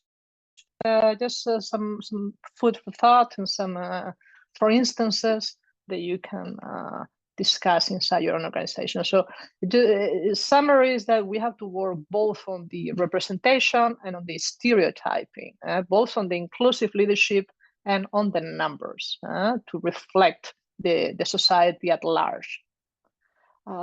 Obstacles and barriers, this again, cultural transformation, there's a departure from the way things have been so far. As you know, one of the key obstacles is, oh, but we always done things this way around here. Yeah, so what? That's just the point of reference. It doesn't mean you have to continue doing this that way. So those biases, either conscious or unconscious, also not being aware or acquainted with the business case, the ethical and legal cases. I would say the lack of commitment is also quite frequent. Yes, I agree with you. You are right. Yes, you are right. So in private, you feel supported, but in public, it's like, oh, but it's not, we have other more pressing issues. We don't have the resources. So it's, decision makers, as you know, are under a lot of pressure and they easily become distracted. So it's about bringing this issue to the top of the agenda. What is it that we can do differently? So we need to, first of all, raise our hands and say, yes, I want to work on this. We need to assess the situation. It doesn't have to be a full-fledged diversity audit, but at least to summarize the key points in my workplace, in my working environment, what are the 3 or 4 priorities as it is right now, today, and then to create some actionable items. This doesn't have to be complicated. It doesn't have to be, a 50-slide PowerPoint. It could be something, again, always best, as we say, rather than a ton of intention, a gram of action, if given the choice. So 2 lines of work. One is to promote representation, and the second one is with the ones we already have today, to make sure their voices are heard and they have equal opportunities to make progress in the organization. A few examples of how to foster or how to address representation or the lack thereof. To set targets, to say, okay, if we have 80% of women in entry-level jobs and only 4% in top leadership, then we need to do something about it. So by the year 2025, 2030, we aim to have whatever, 20%, 25%, 50% of in terms of gender parity. But as Cynthia was pointing out in the chat before, this could happen for any other target that you decide to work upon. Okay, it is by by no means exclusive to gender topics, but the thing with gender is that it's easy to work on that because it's also visible, and of course I know it's not always visible. There are some issues about that, you know, and I don't want to overcomplicate the debate. But the point is, we tend to start in organizations with whatever is easier. That doesn't mean that the work is done, but that's the reason why we have an overrepresentation of studies that address, you know, the male versus female. And I'll be happy to tell you about many other things that are not mainstream yet, especially in Primal. But in the interest of time, let me just cover this and then listen to you, because you are, after all, the main actors and actresses here. So the blind CVs, going to different universities, and not just the same old ones. We typically tend to be, you know, private and cater to the most affluent part of society. Same for grad schools, master's degrees, etc. And for the inclusive culture, again, this is not an, you know, the list doesn't end here. But just to give you some food for thought, you can definitely create a group of people who wish to work on this. That always helps. You always can, I was mentioning before about segmentation as a way to work on specific issues. Yes, you can have these business resource groups where you have, you know, people who may be part of that minority or maybe simply interested in working on that. For example, since I'm using the LGBT community as an example, you could be LGBT and allies. Okay, so it doesn't have to be exclusive. It's just people who wish to work together to advance that topic. You can raise awareness campaigns, communication campaigns. You are a communication expert, so I don't need to tell you how to do that. You can extend that to your suppliers. So, for example, if you outsource part of the jobs, try to create a diverse source of suppliers as well, instead of the same old people. Nothing wrong with them. But try to extend that. You can also, of course, create a successful role model that doesn't fit into that stereotypical view of you know, heterosexual male, middle-aged, etc. Or you can also join external networks. This typically works very well because then, you know, your work is shared with other organizations facing similar issues. So I think this is one of the most effective ones, to network with others. And that's what I had to share. So enough with the slides now, and let me hear from you as well. How do you see this? What best practices have you witnessed in your organization, in a previous employer around you that you wish to share? I think it's great because we have different countries represented here, different types of media outlets. So it's a great opportunity to exchange those practices. And I especially invite people who haven't you know, spoken yet to raise their hand and express a comment.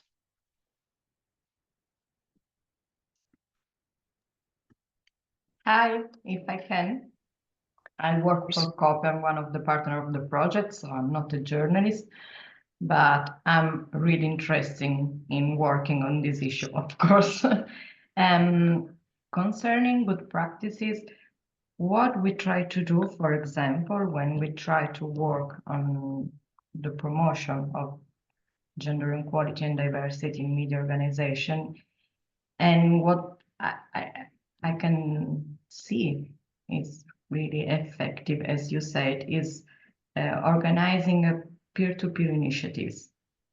I mean, bringing together people holding possibly decision-making position, willing to work on this kind of issue, and try to find together a solution to maybe common problem. Because sometimes it's quite complicated. You feel alone when you are in your own organization and you are dealing with this kind of not always visible issues. And it's not so easy to to understand which kind of answers you can propose to your organization, and be together with other colleagues from other countries, maybe dealing with the same issues, or maybe having already found some good answer. It's working really well, I think. And having on board decision makers is necessary, because you can't do anything, a revolution, without the management on board. And this, I think, is one of the most sensitive aspects when we speak about this kind of issues, like how I can convince bosses that this is good for the company, not only for individuals, and because it's, you know, pink washing operation, let me say, if I may. So I think networking and sharing and helping each other in a professional way is quite effective.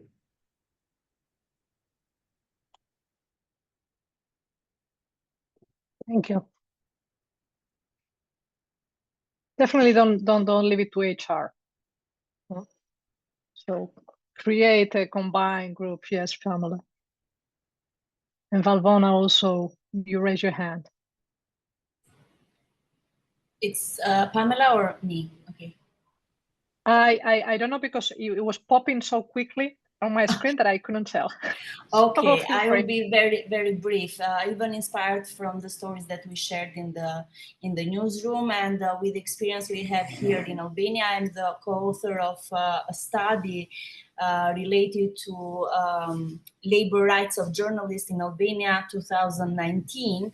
And from the conclusion of that study, that included also focus groups, we have discovered that many journalists are reluctant to send their cases to the courts, because they are journalists, but they are also employers. So there is a difference there, and they should be able to protect their rights as the law protects them. We have labor codes in our countries, just use them.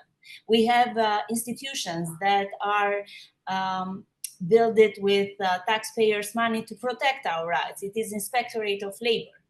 And they should do their job very carefully in media companies, especially because there is a light and very fragile line there between exploiting media companies to be mouthpieces of the government and safeguarding the rights of the journalists. And what we have also observed from that study is that journalists feel alone in addressing their labor rights in courts, because usually the recruitment procedures are being held without testimonials or without a jury who will take that position. Usually it is passed through the owner and the direct line, no editor-in-chief, no human resources involved, and the journalist. So they feel owned to that person being harassed in the work, or being expulsed by the work, because we should say that for most journalists, that job is the only resource for revenues. And in that context, I see the role of Union of Journalists, but also of NGOs that support or offers pro bono services to support journalists in their fights for labor rights, and also to make sure that journalists are well informed about the labor code, and especially women, because we have had cases when the pregnancy leave has been denied, or the insurances have not been paid.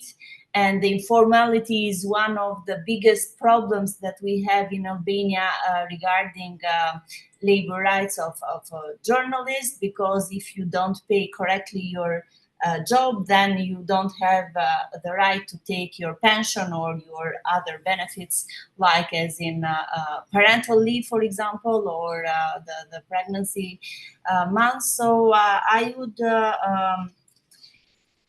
encourage everybody here, but also their organization, to use the law, because you mentioned that the diversity and all the other components that relate to it, like equity or belonging and inclusion, we call it GESE, gender equality and social inclusion policies, for example. But all those elements have three aspects. The first one is legal. Just use the legal context, because there are laws that protect you. Second one is ethical, and you can work with guidelines inside your organization to ensure that no discrimination is verified in any of the levels of your organization. And the third one, I don't remember what was it, but I focused on the first two, and I think that we should use them more fiercely and without having fear, because nobody else will do it for you. So this was my best practice sharing. Thank you. Thank you, Galvana. Definitely for court cases, if you don't feel supported by your network colleagues, by your union, or by your organization, then, you know, it's but there's no journalism without journalists at the same time. So there's always this tension between being a sort of a watchdog and being truly that fourth power, as we call it, or just being subservient towards power. And then that's a tension that has you know, an organizational answer and also an individual answer. And only you can decide individually where to stand or where you fall, or where you wish to fall along that line. But that's, you know, a very interesting debate, because it's you know, that I think that's the special privilege that you all share. The fact that you decide what you wish to speak about, in a sense. So Samira, I think you had also some experience that you wish to share with your colleagues. Please go ahead. Hello, everybody. I'm Samira Mehdawi, TV journalist from 35 years. As all my career, I made it in the TV news, public service. Are you listening to me, all of you? I have a special experience, a bad one. When I was, as you talked about many concepts, as diversity, as micro situation, micro discrimination, things who silently make us disturbed in our way of being performance as women. And I have a CEO, I said to her, one of our colleagues, which is his journalist, pretended someone who is irreproachable intellectually, said to me, you take your decision in as editor-in-chief when you have a problem of hormones. Yes, he said to me, this was a sexism, a way, micro-discrimination, sexism, something unbelievable, unacceptable as a man is intellectually high level. I contacted the Association of Journalism. I called for a lawyer, and my big pain that my fight about this idea, I shared with lawyers, with some journalists, women journalists, with my CEO, and no one was sensibilized to my experience, my own experience, and journalist manager. I was director of radio. Then I am editor-in-chief. I am still working in newsroom. And I think the big enemy of the woman is the woman, is the her colleagues. I'm sorry to say that. We are not really, really solid. As you find a woman in the CEO in the high level of a decision maker, and she is a CEO. You talk to her the situation. You said, I contact some lawyers, and I have to go ahead with my affair. I don't accept this. In my 35 careers, I never thought I would be exposed to such bad experience. It was harming for myself as a woman, as a professional, and no one reacted to my thing. And they said, yes, it's hard, you know, but even my colleagues, they said it's a micro problem. I don't think it's a micro problem. It's something very, very bad, and such behavior. And the man is still working in the radio, making some intellectual in the radio in French language in Tunisia. And he's considered and classified as, qualified as an intellectual agitator. He's talking about art, about society, about things, very, very progressive ideas, but he's a react. So my bad experience is now make me very, very painful for me, because as a journalist, I didn't find any solidarity even by a woman who is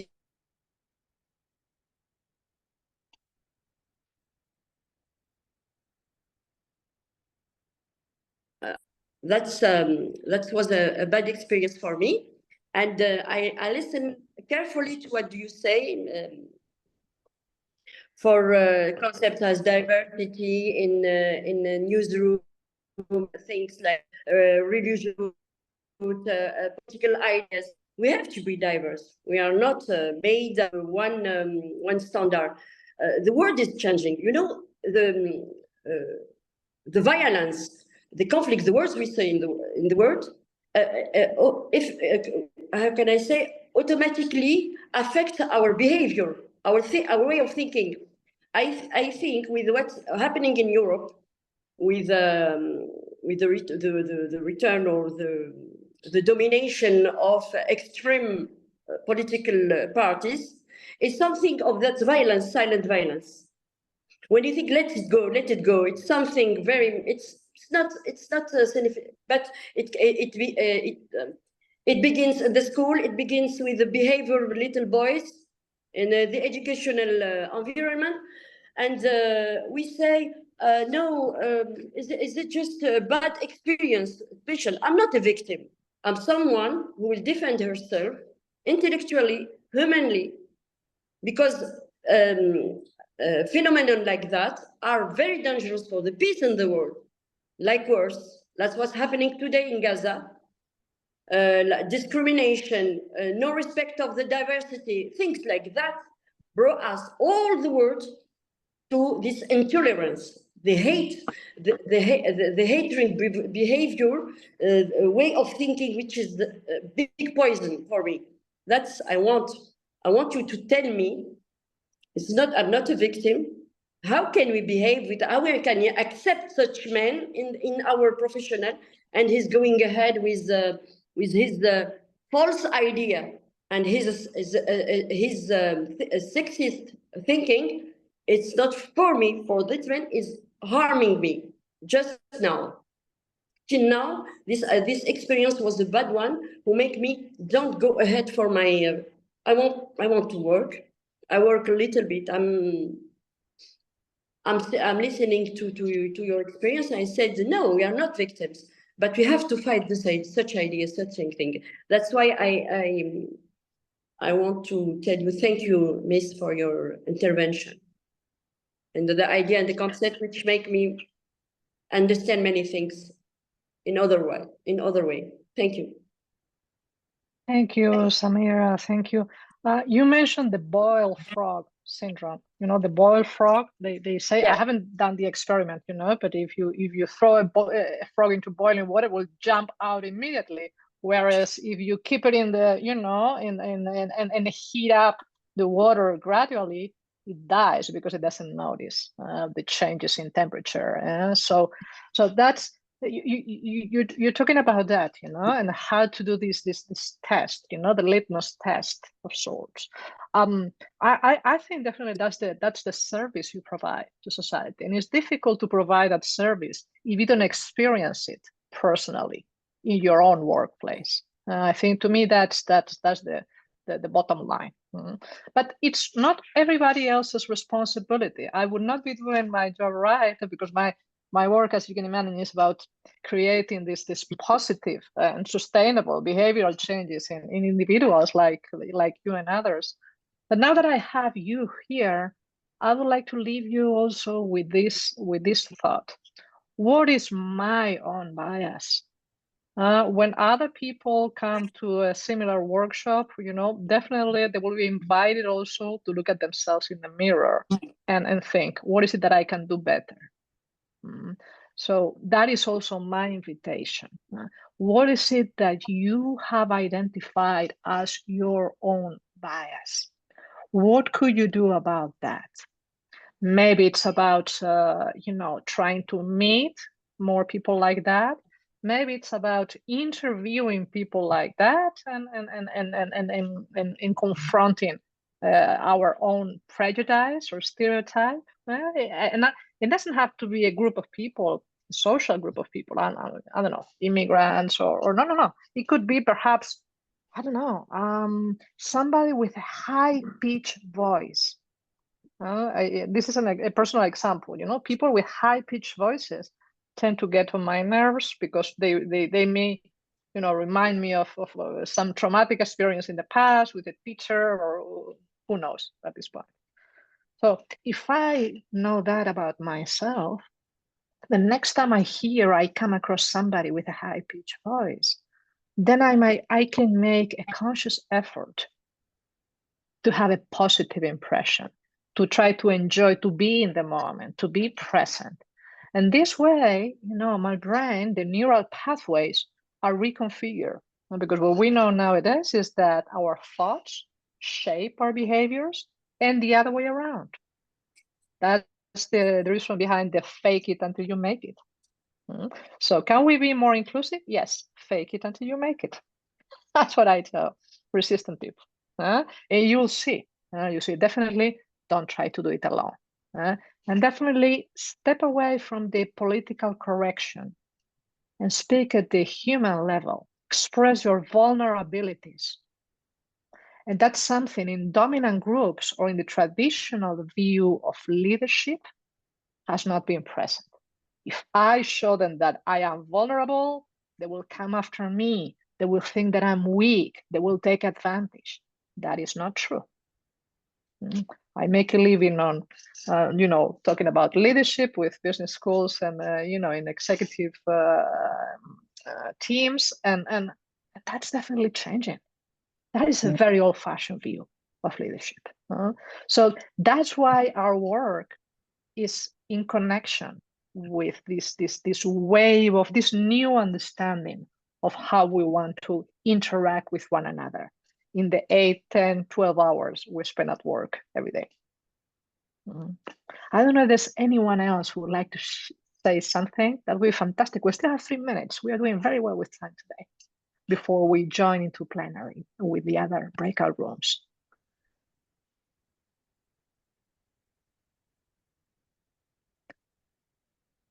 Perhaps a positive example, if you have one. Yes, I have one. I think as a woman, I'm a good leadership. I work in my team, in the exchange news. The newsroom. I'm working with a women team. Just 5 women we are, 5, 6 women. So the way I behave, I think, with my experience, I learned a lot how to manage people in the newsroom and how to respect my colleagues as for their right as journalists and the right of their right as to have their freedom of thinking. We are talking about the way we deal with work, things like that. I'm not an oppressive leader, I think. because really I believe in democracy and freedom of speaking, things like that, and many values that you talked about as the game of three. I appreciated this metaphor. It was very interesting.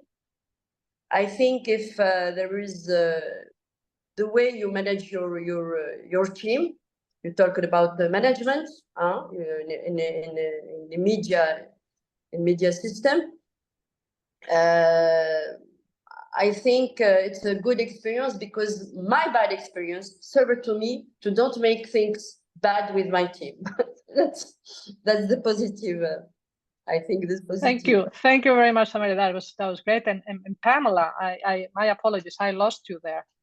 You wish to say something as well? Yes, I had one question to Samira about the previous comment she made, and then I wanted to also share another experience. Samira, I don't know if you are part of a union, but also I think this is something that you could raise, this issue of sexism in the workplace. And if you are a member of SNJT, which is our union in Tunisia, you could ask them also to discuss with your management to set up policies against sexism. I mean, that's without even directing your claim against this colleague. At least your media should have a kind of process, a kind of procedure to handle questions like this, because obviously there isn't, because you go directly to your CEO. I don't necessarily agree that... No, I didn't. Sorry. I didn't go to my. I met her. Boss. You went. My boss. Yeah. I met her par hasard. And she said, you went to the read. You went to talk about someone and you make a process. I said yes. I'm trying to defend myself because I'm a woman. I'm professional. I don't let things like that go ahead because it's something which is the big threat for our even way of working as journalists. I think as a woman, but even as a professional, I was really harmed. Okay, so she said, okay, because the way your perception or your perception of a problem, a silent threat of sexism is something going ahead because we are. I give you an example. At the social platform with Instagrammers, things like that, there is much more hatred. The speech of hatred on they said, why is these girls are exposing themselves to bias things like that, to bias nothing, and you have men who take the platform. I said these women are not useful because they are also learning to other women how to be not a free woman, like things like that, bad thinking. But what I wanted to say, sexism is still a silent disease in our societies. Even it will be expressed as in many ways. Even with when you begin, you say you have a little brother and you are 30 years before. You say you have to obey to your brother. Our society, things like that still exists unconsciously, yes. And the women, the mother, are behaving like that. You are male. Yes, you know, sorry, because I know we have little time, so I just wanted to make my point that you also talked about women being the enemy of other women. Yes, I wanted to disagree with this. I think we have to be very cautious. I understand where you're coming from, and I understand why you're saying this, but I think we have to be very cautious about saying this because we're not doing ourselves a favor. Really not. I think it's more complicated than that. I think it's a patriarchy construction and makes you believe that all the other women are competitors, etc. And we have to deconstruct this. And I think that because you understand sexism and you are able, and not everyone is actually able to see where sexism is, I think it's also your role as someone who understands what sexism to deconstruct this idea that women are the enemy of other women. No, it's a social construction only.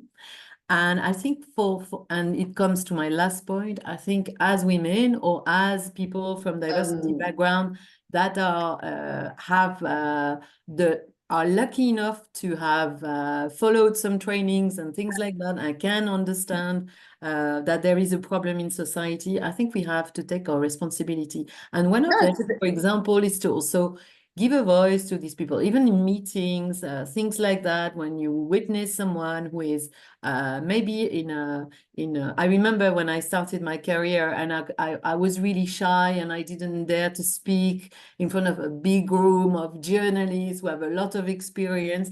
And I remember very well that day where that woman who was chairing the meeting, she just turned over to me and she said, Pamela, what do you think about this? Okay, I'm a white, I come from a wealthy country. I'm not probably the victim that you can imagine, etc. But I mean, Pamela, sorry. It's just the role that you have to play in giving a voice to others, which is really important. And it also complement, I think, what Sonsoles was doing. We can do a lot, but not saying that women are our enemy. That's not, it's a wrong conflict. It's a wrong war to me. So let me invite you to carry this conversation into plenary. If you go to the bottom right corner on your screen, you'll see leave room, and then you will be joining the plenary discussion where our Spanish-speaking colleagues are there, and I think also the Italians. Samira, we can talk together another time with great pleasure, actually, if you want. Yes, okay, with pleasure. Because and great topic on sisterhood and sorority. This is sisterhood is something very topic. I want. Okay, let's go into plenary. I believe in sisterhood, but sisterhood is something you have to construct, to structure, and to build, as Pamela said.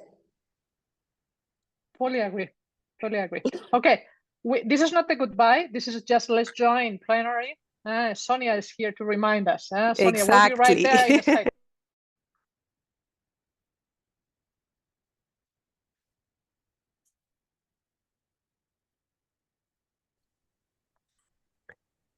So, well, I think the Italian group has not finished yet.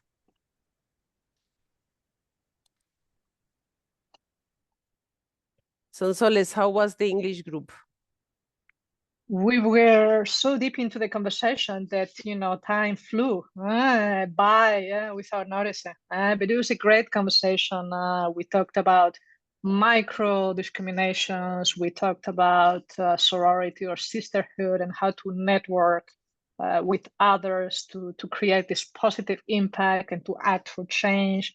We talk about when we are being labeled as a troublemaker for raising uncomfortable issues. We also discussed that, our voice is our privilege, and there's no journalism without journalists, and how peer-to-peer initiatives are very successful. Not to demean, organizational ones or HR ones, but that we have more power in our hands than we think we do. Great, sounds very interesting. So I think we all joined this last part. I will give the floor to Monia only to remind us the next steps, because I know not all of you joined the meeting from the beginning. We already talked about the next steps, but it's good to remind for those who joined later. So thank you, Monia. Thank you, Sonia. The next appointments are scheduled for the month of September and October. Maybe September 13 and October. So someone, sorry. And October 1st in Madrid. And we need your participation because we have to discuss how to write guidelines useful in the journalism sector. And sorry, so, okay, Zoom are asking, okay, sorry. And second appointment, 2 days in Milan, in presence, and maybe the date that we have to be confirmed are October 17 and 18. So stay tuned, and we need of you because we don't want write guidelines bottom to down, but guidelines for effective D&I in the journalism and news media fields, and participative guideline. And that's all, and we hope to see you in Madrid or in Milan in autumn. And that's all. Thank you very much for participating to this workshop. Thank you to our speaker, Sonia, Elena, Pamela, Francesca, Gabriella, and Sonsoles. And io non aver dimenticato nessuno. And stay tuned. See you soon. Bye bye. Thank you. Bye-bye. Thank you. Bye. Bye. Thank you. Bye. Bye. Thank you.